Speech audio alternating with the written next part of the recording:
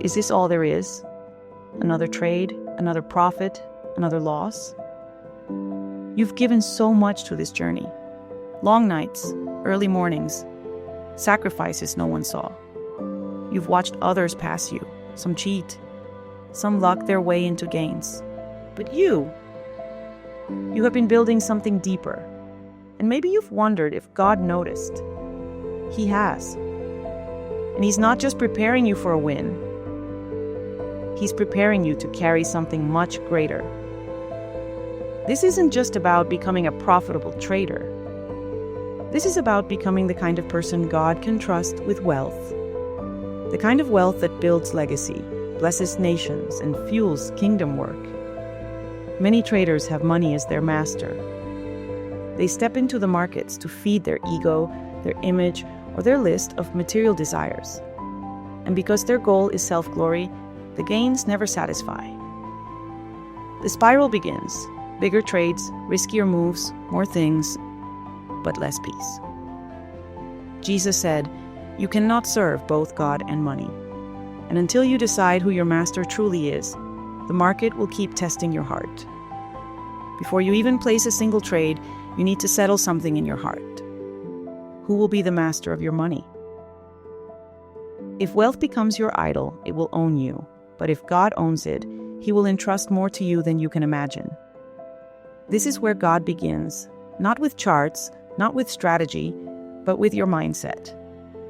He shapes a trader into a steward, someone who understands that the profit in their account is not just digits on a screen. It's seed in his hand. If you make $1,000 in a week and your first thought is, God's share before my desires, that's faithfulness in the little. It shows him that your heart can be trusted. And when he sees that, he knows he can move you from $1,000 a week to $15,000, $50,000, $100,000 and beyond. Because he's not just blessing your account. He's fueling his kingdom through you. Your contribution matters, big or small. Even if you're not yet making much from your trading profits, your little could be the medication a sick neighbor desperately needs, the warm meal in the hands of someone sleeping under a bridge, or the bus ticket that gets a struggling single mother to her new job. Helping each other is not optional in God's economy. It's one of his core principles. And as you remain faithful in the little, he will trust you with more. And with more comes the power to make a greater impact, rescuing children from trafficking, funding clean water projects in villages where disease runs rampant, or backing missionaries who risk their lives daily to preach the gospel in closed nations. And yes, God delights in giving his children good gifts, the desires of your heart. He may give you that home, that car, that travel experience. But when those blessings never become idols, he knows he can trust you. Because when your first question is no longer, how can I spend this on me? But, how can I send this where eternity will feel the impact? You've stepped into the kind of trading God can trust. That's stewardship. That's being God's trader. Someone who treats profits like seed, not just spending money. It's setting aside a portion for kingdom work before touching the rest. It's refusing to make trades that compromise your values, even when they promise big returns. It's starting each trading day with prayer, asking for his wisdom before you click buy or sell. It's using the flexibility trading gives you to serve, to mentor, to volunteer, to bless. When your heart is aligned like this, God sees it. And when he sees he can trust you not to feed your ego, but to advance his work, he moves blessings toward you like rivers finding the sea. This is why the market is more than a place to make money. It's a training ground for mastery over money.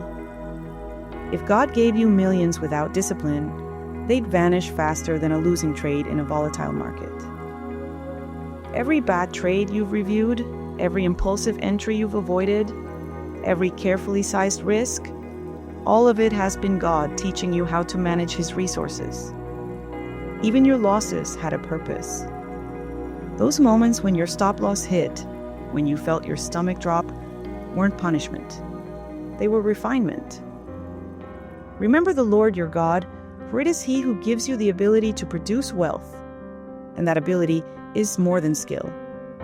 It's emotional resilience, spiritual clarity, and the humility to adapt. God let you lose in small amounts, so you'd know how to keep it when the amounts are large. And here's the truth. You can be a millionaire long before your account says so. Romans 12:2 tells us to be transformed by the renewing of our mind. That means wealth begins as a mindset before it's a balance sheet. Some of you are already rich in discipline, in vision, in the way you see opportunities others miss.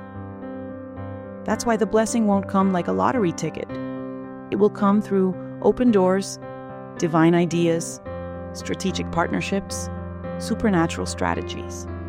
Sometimes, the way God blesses you won't even be on your chart.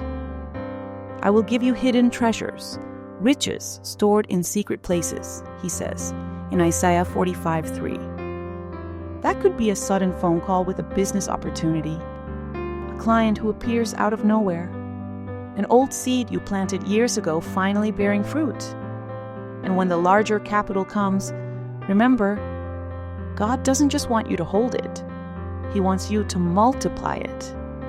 Just like the servant in Matthew 25:21, who was faithful with little and then put in charge of much.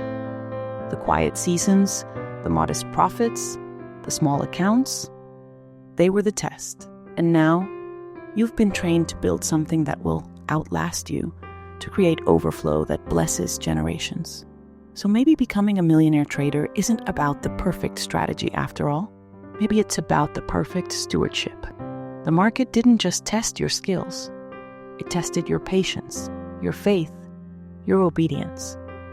And every time you chose discipline over greed, faith over fear, wisdom over impulse, you were getting ready. Keep learning. Keep trading with integrity. Keep seeking His wisdom. Because the wealth transfer isn't random. It's finding the traders who can manage, multiply, and move with purpose. And when it comes, you'll be ready.